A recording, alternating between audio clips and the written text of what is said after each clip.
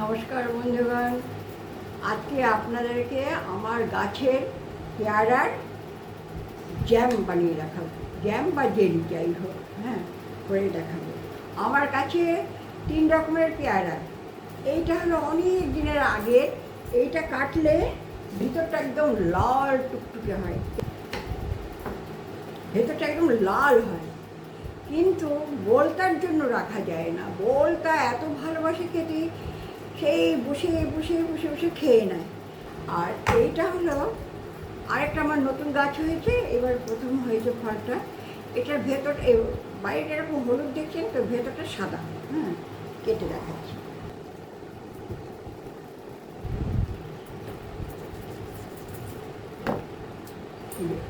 এই হলুদ পেয়ারাটার ভেতরটা সাদা।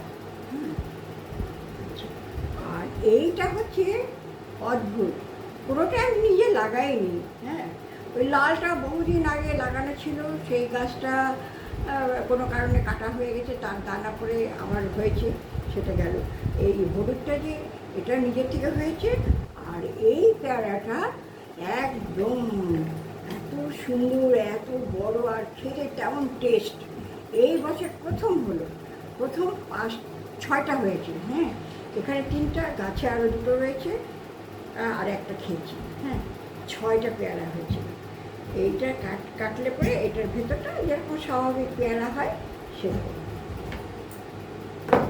দেখুন, দানা কম। আমাদের এখানে বলে না, বারুইপুরের পেয়ারা খুব বিখ্যাত। আমার যা মনে হয়, গত বছর আমি বারুইপুরের পেয়ারা কিনে খেয়েছিলাম, তার দানা করেই হয়তো হয়েছে। দানা খুব কম, আর সলিড মাংস, আর খেতে তেমন টেস্ট। কাজেই আমি এই সব পেয়ারাগুলো কাটবো এখন। অনেকগুলো কাটা হয়ে গেছে, সেগুলো আলাদা করে দিলাম।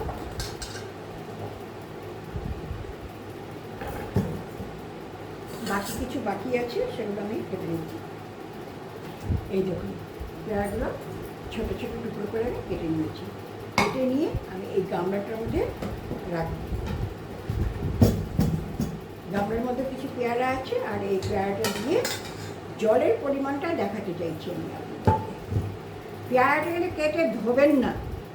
পেয়ারার কষ্টটাই হলো ওটা আঠা বানাবে, বুঝলেন তো, মানে জমতে সাহায্য করবে। কাজে পেয়ারা আগে ধুয়ে নেবেন, কাটার পরে একদম ধোবেন না। তারপরে এই দেখুন, এই পেয়ারা দেখেছেন, পেয়ারা ডুবু ডুবু জল দেবেন, মানে পেয়ারাটা থেকে 1 ইঞ্চি উপরে জল থাকবে, তার বেশি নয়। আচ্ছা, আমি এই যে হাফ লিটারের এক দিয়ে দিলাম, আর একটু লাগবে।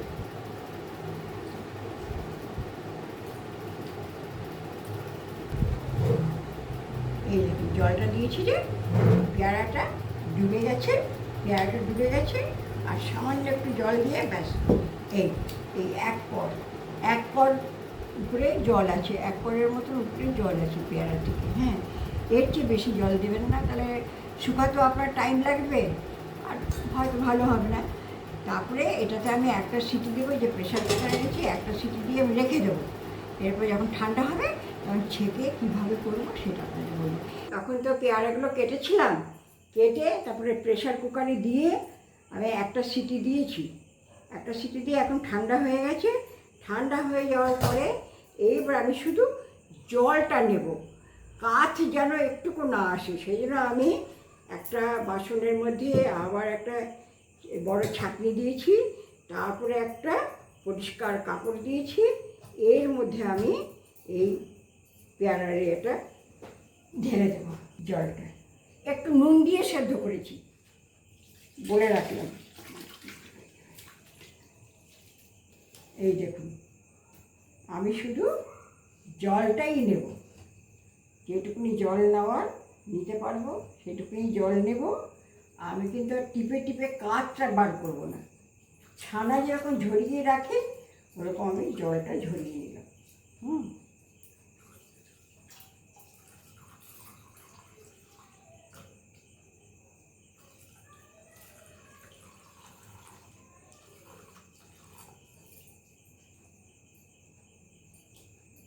এর মধ্যে অনেকটা জল আছে, এইভাবে জলটা ঝরার পরে আমি আবার আপনাদের দেখাচ্ছি। আরেকটা বাসনে দিয়ে দিলাম, এখানটা ঝরতে থাক, যখন ঝরে হবে তখন নিয়ে নেব। আচ্ছা, আমার এখানে দেখুন, এটা হলো নিজের উপরে ডিপেন্ড করবে কতটা আপনি চিনি দেবেন না দেবেন। হ্যাঁ, আমার তো পেয়ারা তো মাপা না, আর এই জল দেখুন বোধহয় 1 লিটারের মতন জল হবে এখানটায়।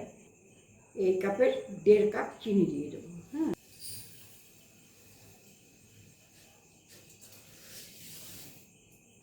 একটু চিনিটা লাগবে।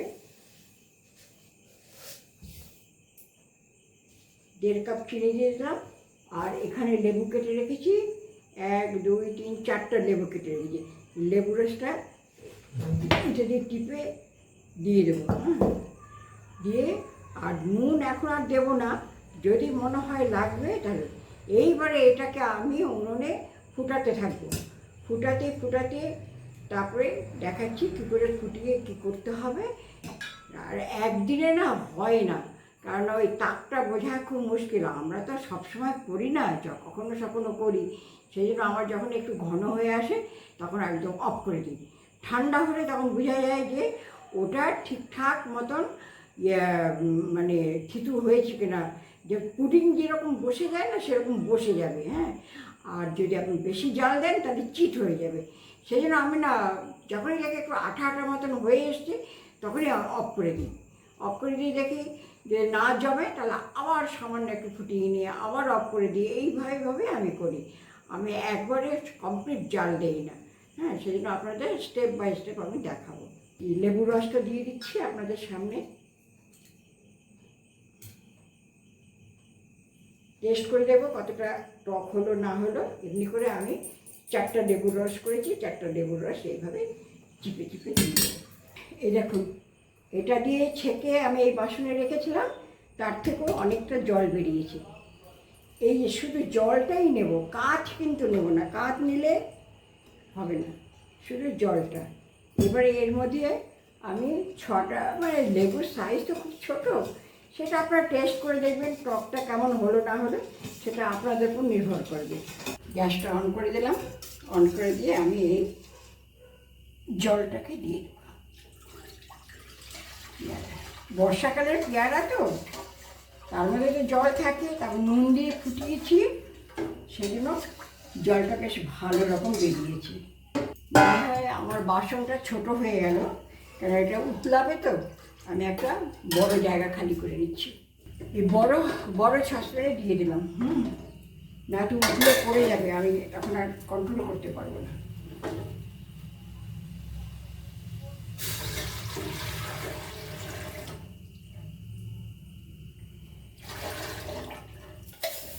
আরও 3 টেবিল স্পুন আমি চিনি দিয়ে দিলাম।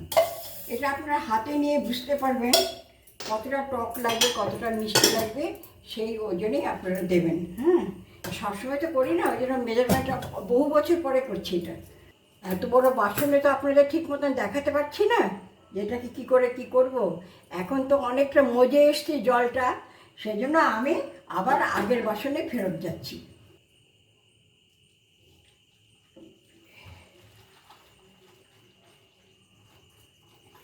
এটাতে আপনাদের ভালো করে আমি দেখাতে পারবো।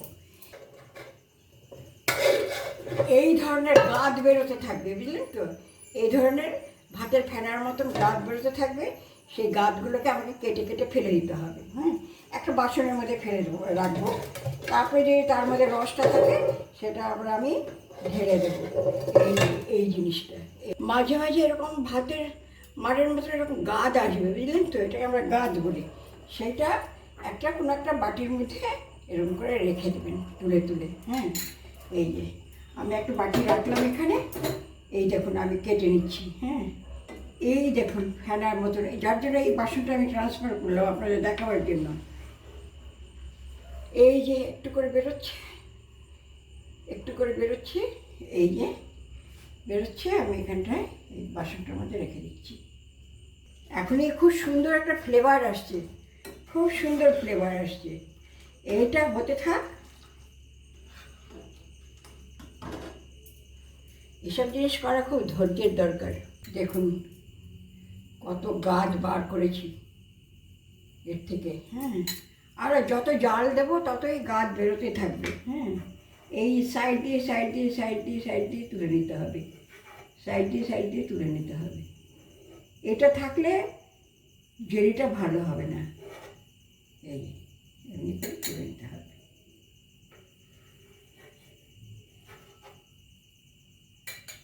আচ্ছা, এর মধ্যে ভিনিগার দেবো। অনেক দেখুন অর্ধেক হয়ে গেছে এখন, প্রায় হওয়ার পথে। আমি আর বেশি রিস্ক নেব না।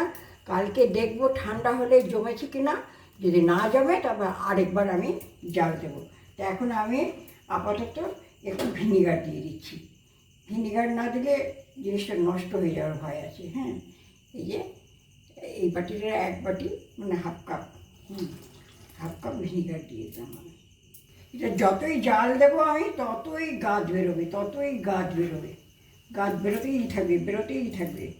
সেটাকে আমাকে সরিয়ে নিতে হবে। একটু আঁচটাকে কমিয়ে নিলে গাছটা তুলতে সুবিধা হয়। যে আঁচটা কমিয়ে নিলাম, এই যে ঠান্ডা হয়ে গেল, মানে একটু থিতিয়ে গেল, তখন গাছটা তুলতে খুব সুবিধা। হ্যাঁ, তখন এই যে গাছটা তুলতে সুবিধা।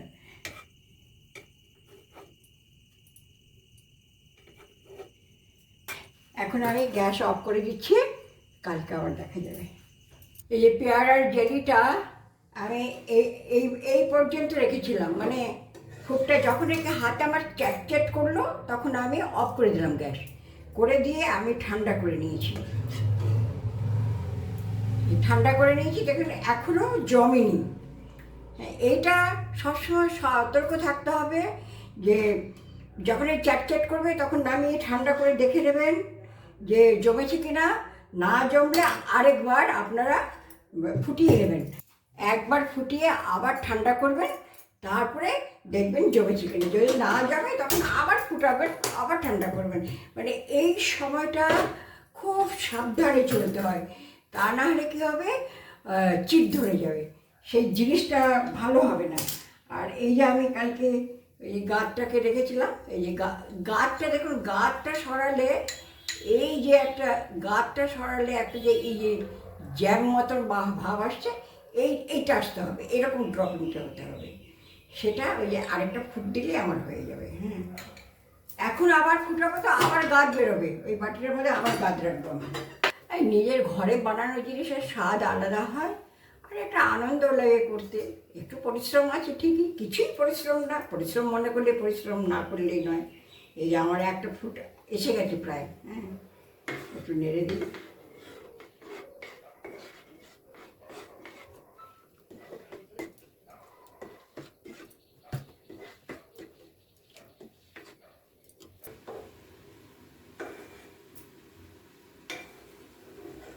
এই গাছ এলো, তুলে এলো, একটা ফুট হয়ে গেলে আমি আর করবো না। কেননা এখন মনে হয় একদম পারফেক্ট হয়ে গেছে। এখনকার ঘনত্বটা গরম অবস্থায় ঘনত্বটা বোঝা যাবে না, ঠান্ডা হলে ঘনত্বটা বোঝা যাবে। আচ্ছা, আপাতত এরকম থাকলো, ঠান্ডা হলে আবার আপনাদের কাছে দেখাবো। এই যে আমার হাতে একটু চ্যাট মতন করছে, হাতে একটা তারের মতন হচ্ছে। এই অবস্থায় আমি একটা বাটিতে একটু তুলে রাখলাম, তুলে রেখে আমি দেখবো ঠান্ডা হলে এটা জমে যাচ্ছে কিনা। তা না হলে আমি আরেকটা ফুট দেবো। এই যে একটু গাছ ছিল, গাছটা বার করে নিলাম। হ্যাঁ, তা নাহলে আরেকটা ফুট দেবো। আমি তো অন্য কিছু দিচ্ছি না, অনেকে আগার আরও কী সব দেয়, আমি এসব দিই না, আমি ন্যাচারাল। আর এই কালারটা দেখছেন, ন্যাচারাল কালার, পেয়ারারই কালার এটা। পেয়ারাটা একটুখানি কাঁচা কাঁচা ছিল তো, তাই জন্য এই কালারটা এসেছে। যদি একটু হলুদ পাকা হয় তাহলে আরেকটু অন্যরকম কালার হবে। হ্যাঁ, তো এই কালারেরও খুব ভালো লাগে খেতে, ওটাও ভালো লাগে, পেয়ারা। তা আমি এই ঠান্ডা করতে দিলাম, তারপর আপনাদের যদি জমে দেখাবো, তা নাহলে আরেকটা ফুট দিয়ে দেবো। প্রিয় বন্ধুগণ, দেখুন আমার হাজব্যান্ড, আর এই যে আমি পেয়ারার জেলিটা করেছি সেটা দেখুন কি সুন্দর, বাটিতে একদম সেট হয়ে গেছে সুন্দরভাবে। চিটও ধরেনি, কিন্তু খুব সুন্দর সেট হয়ে গেছে। আমি আপনাদেরকে ডিমোল্ড করে দেখাচ্ছি একটা বাসনে।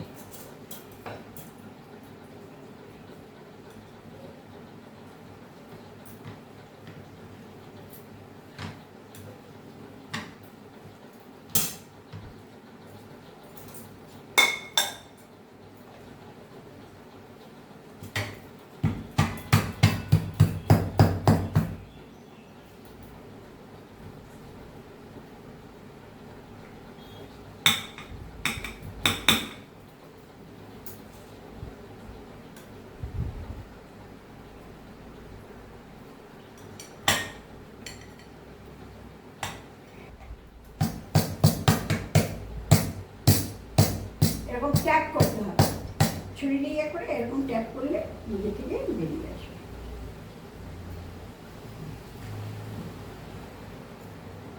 দেখুন আমার পেয়ারার জেল, এটাতে কোনো কালার, ফুড কালার দেইনি, তারপরে কোনো প্রিজারভেটিভও আমি দেইনি, আপনারা দিতে পারেন। হ্যাঁ, দিয়েছি ভিনিগার, ভিনিগার আর লেবু দিয়েছি, আর সামান্য পরিমাণ নুন দিয়েছি, আর চিনি দিয়েছি, সেই মাপগুলো আপনাদের বলা আছে। এইবারে এই যে টোস্ট করেছি, টোস্ট করে আমার হাজব্যান্ড খেয়ে বলবেন, এটা আরেকটা বার করলাম না, এই একটাই বার করলাম, এইবারে উনি খেয়ে বলবেন যে কেমন হয়েছে। এটা থেকেই কাটছি না, তুমি কাটো, তুমি কাটো। হ্যাঁ, কেক কাটার মতন পুডিং পুডিং লাগছে না দেখতে।